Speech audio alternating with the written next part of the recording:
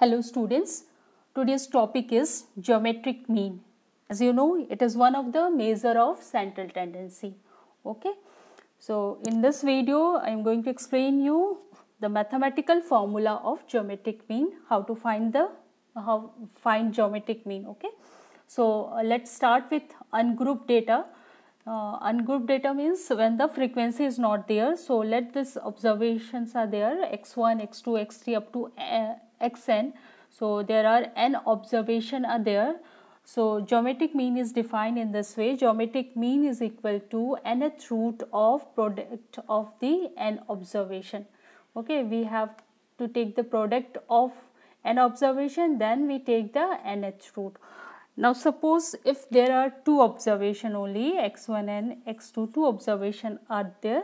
So the geometric mean will be square root of x1 into x2. Okay. If three observations are there, then it will be the cube root of x1 into x2 into x3. Clear? So we need to check how many observation are there. Accordingly, we take the root. If n observation are there, it will be n.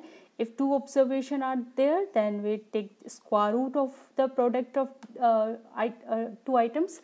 And if three observations are there, then we take the third root of the product of the three items. Okay. Now, as you know, square root of 2 can also be written as 2 raised to the power half in this way. So same here we did. Geometric mean is equal to product of the n observation raised to the power 1 by n. This square root can be written in the this nth root can be written in this way, 1 by n.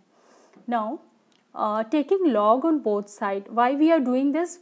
For mathematical convenience, because this is quite critical or quite difficult to calculate this. So if the number of observations are more, so we convert it into we do this simplification for mathematical purpose. Okay, so taking log on both sides, when we take log this side, it will be log g, and this side will be log of whatever be the value here. Okay, we put log of this raised to the power 1 by n. Now as we know, log of m raised to the power n is what?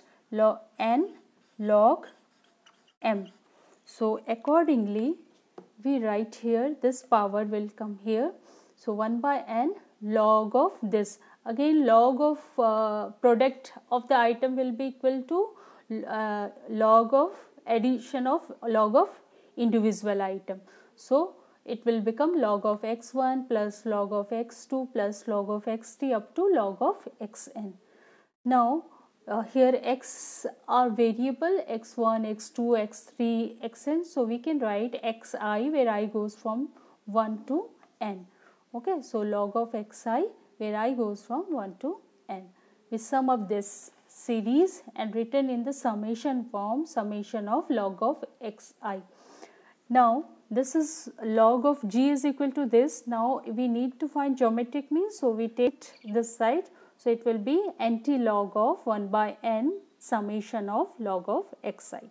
Now you get this value from the table, or you can calculate it with the help of the calculator. Okay. Now let's come to the group data.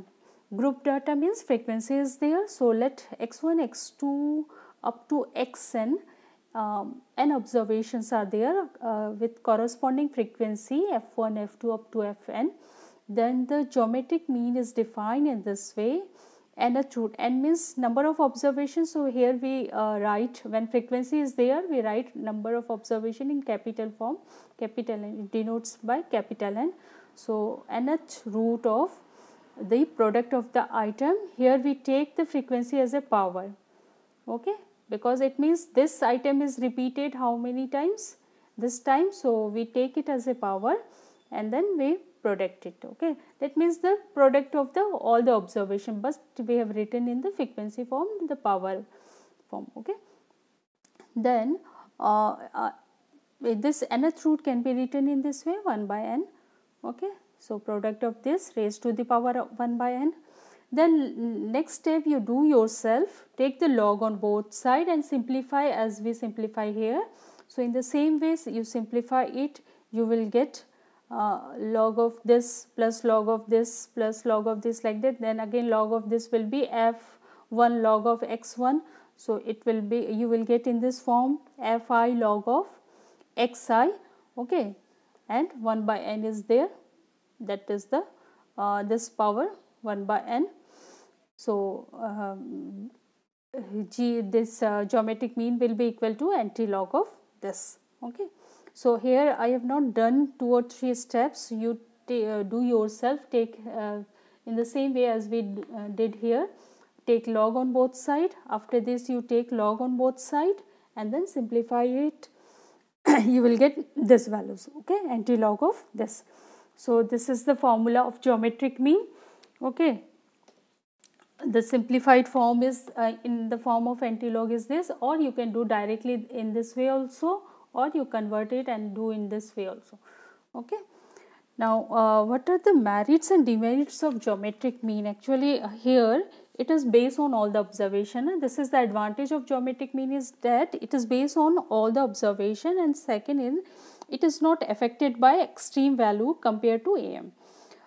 Then demerits are, it cannot be computed if one of the observation is 0. If one of the observation is 0, we cannot calculate geometric mean, okay. Or if one of the value is negative, then also it is meaningless, because we have to take the square root, so it will be meaningless. So these are the disadvantage, and it is not easy to understand and calculate. It is little bit calculation is tough here.